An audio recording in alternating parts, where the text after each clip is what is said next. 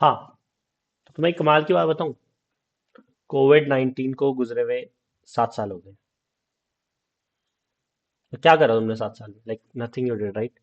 So here we are going to start a new series, like a series for C programming language.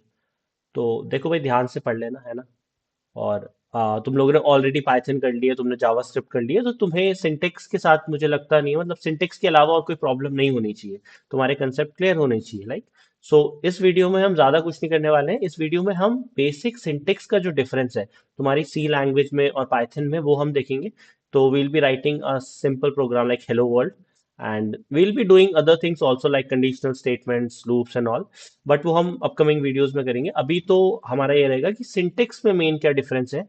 आपकी सी language हो गई या आपकी कोई और, लाइक ये तो सी लैंग्वेज है, तो सी को हम रिलेट करते हुए चलेंगे पाइथन से, क्योंकि तुमने पाइथन पढ़ लिया, तुमने जावास्क्रिप्ट पढ़ लिया।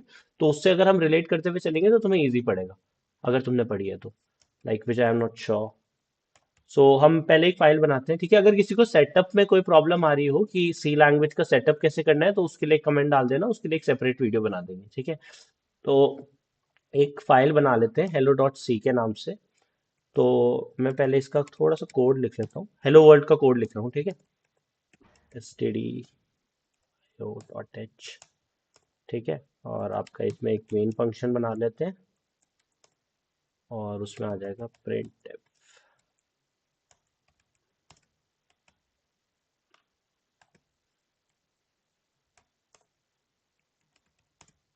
जीरो, ठीक है? सो ये आपका हो गया है।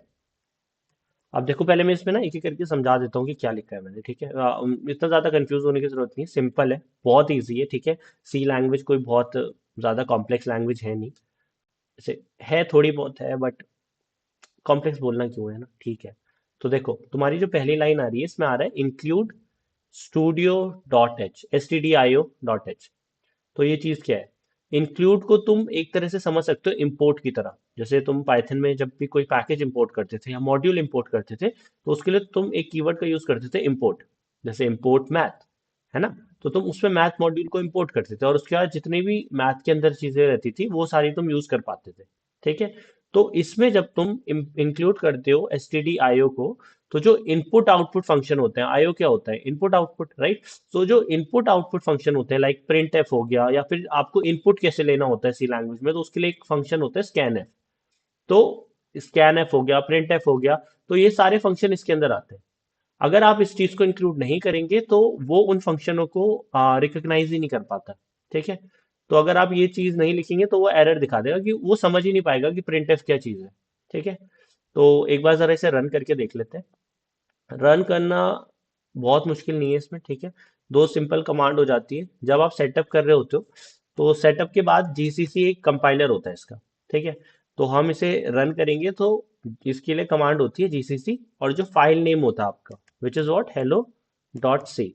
कंपाइल करने के लिए डैश ओ, और जिस नाम से आपको डॉट ई फाइल बनानी है, विंडोज में डॉट ई फाइल बनती है, लिनक्स में आपकी डॉट आउट फाइल बनती है, जहां तक मुझे याद है। और ये हेलो हो गया, ठीक है? और देखो, जैसे ही कंपाइल हो जाएगा, तो यहाँ पे देखो हेलो डॉट ई फाइल आ गई। अब हम इसे करेंगे रन। ई फाइल को रन करना होता है हमें, ये वाली। तो हेलो डॉट ई, ये देखो तुम्हारा हेलो वर्ल्ड प्रिंट हो गया, ठीक है? तो अभी तो हमने समझा कि बेसिक हेलो वर्ल्ड ये तुम्हारा हो गया, कि ठीक है, हेलो वर्ल्ड किस तरह से प्रिंट करते हैं। अब हम जरा इसमें देख लेते हैं, एक चीज और देख लेते हैं कि इनपुट कैसे लेते हैं यूजर से, ठीक है? तो जस्ट इन केस अगर तुम्हें इनपुट लेना है, तो तुमने हेलो वर्ल्ड प्रिंट करा, और फिर तुमने प्रिंट करा। हाँ, तो पहले प्रिंट के लिए देख लो। प्रिंट अगर करना होता है तो तुम पाइथन में कैसे प्रिंट कर देते? पाइथन में लिखते थे प्रिंट। इसमें खाली प्रिंट एफ आता है, ठीक है? बाकी तुम्हारी चीजें सेम रह रही है। और लास्ट में सेमी कॉलन रहता है। उसका मतलब क्या होता है? जब भी तुम एक सेमी कॉलन लगाते हो, तो उसका मतलब होता है कि तुम्हारी जो कंडीशन है वो टर्मिनेट होगी। लाइक जो तुम्हारी वो लाइन है वो खत्म हो गई एक तरह से, ठीक है? जैसे इंग्लिश में हम क्या करते हैं, हम जब कुछ बात खत्म हो जाती है तो हम उसमें फुल स्टॉप लगाते हैं। वैसे ही जब हम सी लैंग्वेज की बात कर रहे होते हैं, तो उसमें जब बात खत्म हो जाती है तो उसमें सेमी कॉलन लगता है, ठीक है? अब जैसे हम एक नंबर है जो हम यूजर से इनपुट लेना चाहते हैं, तो एंटर अ नंबर हमने प्रिंट कर दिया। अब देखो, इसमें एरर दिखा रहा है, क्यों? क्योंकि ये यहाँ पे हमने सेमी कॉलन नहीं लगाया। सेमी कॉलन लग गया, रेड लाइन हट गई, ठीक है? इसे थोड़ा सा जूम कर लेते हैं। ज्यादा ही हो गया। ठीक है। अब इसके बाद आती है एक और आपकी कंडीशन, जैसे पाइथन में जब आप लेते थे तो आप इनपुट लेते थे। कैसे लेते थे आप इनपुट लेते थे इनपुट कीवर्ड से, राइट? कि वो स्ट्रिंग के फॉर्म में आपको इनपुट दे देता था। बट इसमें हमें इनपुट लेना होता है स्कैन एफ से। वो होता है स्कैन एफ। तो उसके लिए हम पहले इनिशियलाइज कर लेते हैं कि एक इंट नम है जो हमने इनिशियलाइज कर लिया है, और फिर हम स्कैन एफ लेंगे, और ये तुम्हारा आ जाएगा। अभी ज्यादा कंफ्यूज होने की जरूरत नहीं, लाइक अभी समझाता जाऊंगा मैं कि क्या हो रहा है, और इसमें तुम्हारा आ जाएगा नम। ठीक है। तो इसके बाद हम प्रिंट भी करवा देते हैं ना। प्रिंट करवा देंगे कि नंबर प्रिंट हो गया है, द नंबर इज।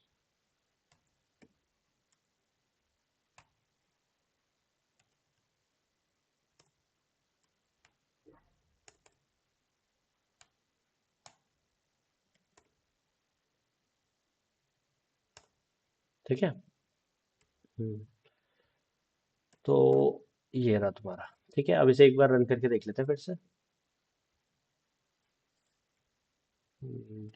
चलो, ये हो गया कंपाइल तुम्हारा, और ये होगी तुम्हारी रन। तो hello world enter a number, हमने यहाँ पे स्लैश एन नहीं करा है तो वो न्यू लाइन में नहीं गया। ठीक है। तो यहाँ पे एंटर अ नंबर जैसे हमने 12 कर दिया, तो द नंबर इज 12। ओके। अब यहाँ पे जब ये है तो अगर हम चाहते हैं कि न्यू लाइन में जाए तो हम स्लैश एन करते हैं। ठीक है। तो ये तुम्हारा फिर से देख लेते हैं एक बार।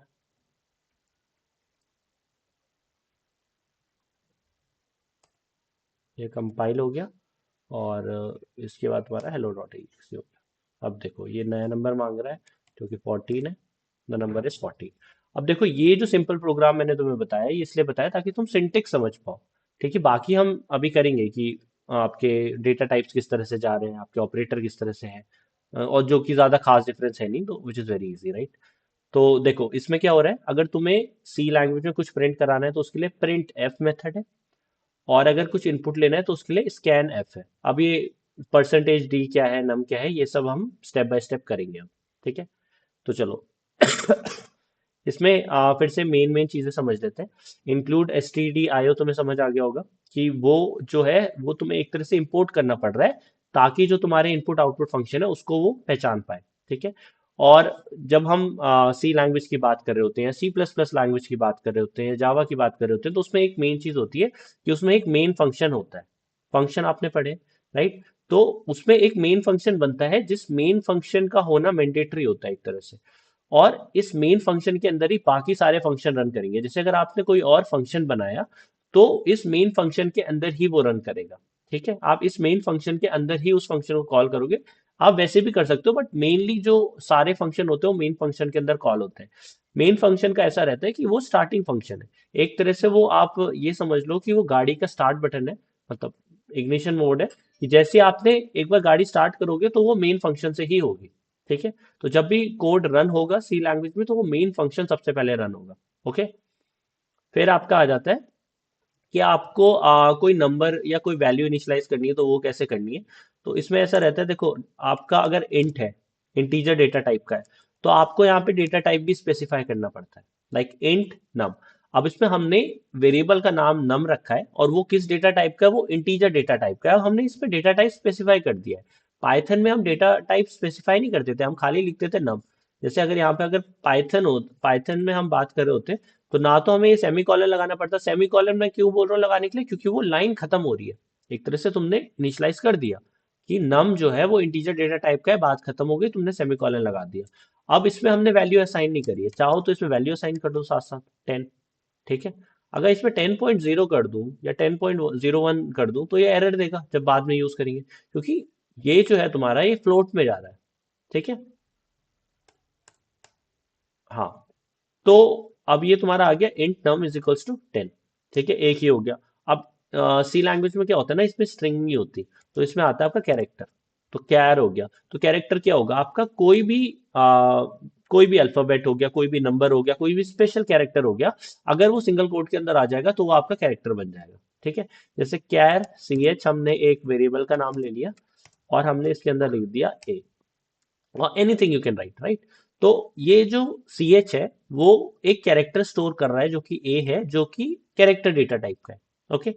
तो इस तरह से डेटा टाइप स्पेसिफाइड होते हैं इसमें, जैसे फ्लोट हो गया आपका, तो फ्लोट डेटा टाइप आपका आ जाता है डेसिमल में। डेटा टाइप्स आपने पहले भी पढ़ रखे हैं, तो वो चीज़ आपको ज़्यादा कंफ्यूजिंग नहीं लगनी चाहिए। जैसे फ्लोट है और हमने एफ टी करके इसका शॉर्ट फॉर्म ले लिया, उसमें हमने दे दिया 54। ठीक है।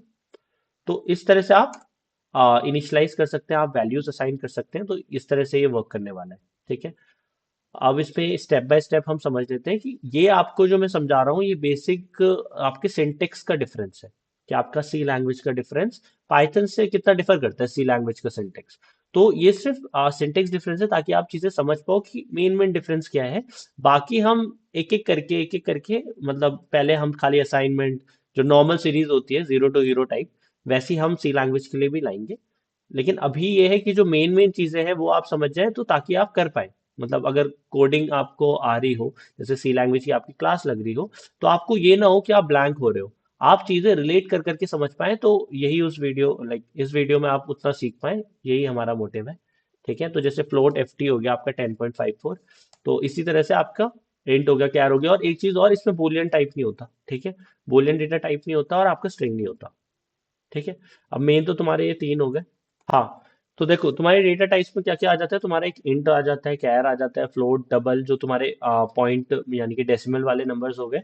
वॉइड जो डेटा टाइप होता है उसमें कोई वैल्यू नहीं होती है। तो जब कोई वैल्यू नहीं भी होती है उसका भी डेटा टाइप। ठीक है। अगर कोई फंक्शन कुछ वैल्यू रिटर्न नहीं कर रहा है तो उसका क्या होगा, उसका वॉइड डेटा टाइप होगा। जैसे हम मेन फंक्शन इसमें लिख रहे थे, तो देखो हमने इंट मेन लिखा है। क्यों? क्योंकि जो मेन फंक्शन होता है वो हमेशा इंटीजर डेटा टाइप की वैल्यू रिटर्न करता है, तो इसलिए हम रिटर्न जीरो लिखते हैं इसके लास्ट में। ठीक है।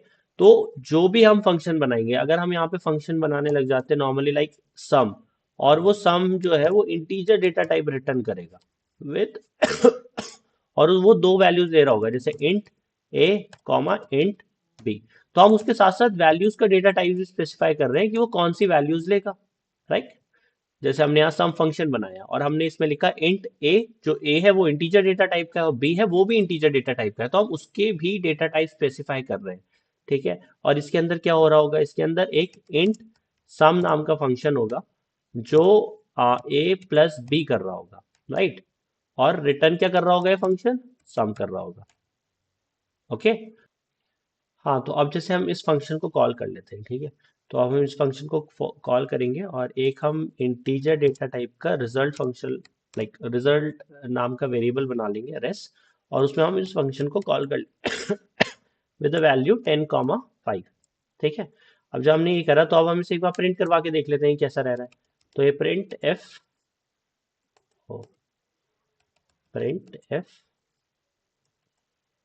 दी sum of two numbers is percentage d. ये परसेंटेज डी मैं अभी एक बार समझाऊंगा। ठीक है। तो ज़्यादा उसमें स्ट्रेस की ज़रूरत है नहीं। तो ज़रा इसे एक बार रन करके देख लेते हैं। लाइक, हाँ, तो हम एक बार इसे ज़रा रन करके देख लेते हैं। ठीक है।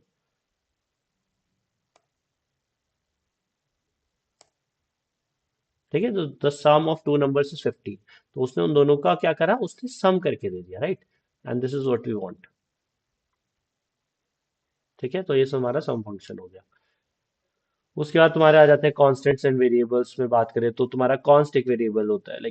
तुम्हारे वेरिएबल कौन से होते हैं कि एक तो तुम्हारा कांस्टेंट होगा जिसकी तुम वैल्यू चेंज नहीं कर पाओगे, एक तुम्हारा नॉर्मल वेरिएबल होगा, जैसे तुमने इंट काउंटर यहाँ पे लिखा हुआ है, तो इस काउंटर की वैल्यू चेंज हो सकती है। बट अगर तुमने कॉन्स्ट करके तुमने कोई वेरिएबल बनाया है तो उसकी वैल्यू तुम चेंज नहीं कर सकते, जैसे पाई की वैल्यू यही रहने वाली है।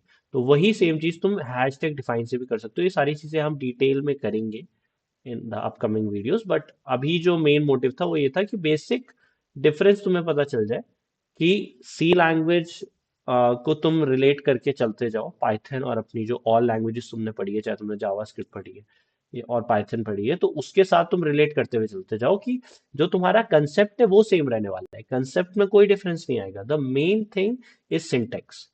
और इसमें एक टॉपिक और आता है तुम्हारा पॉइंटर्स का। बाकी सारी चीजें सेम रहने वाली है, कुछ खास डिफरेंस नहीं है। तो हम अपकमिंग वीडियोस में मिलते हैं।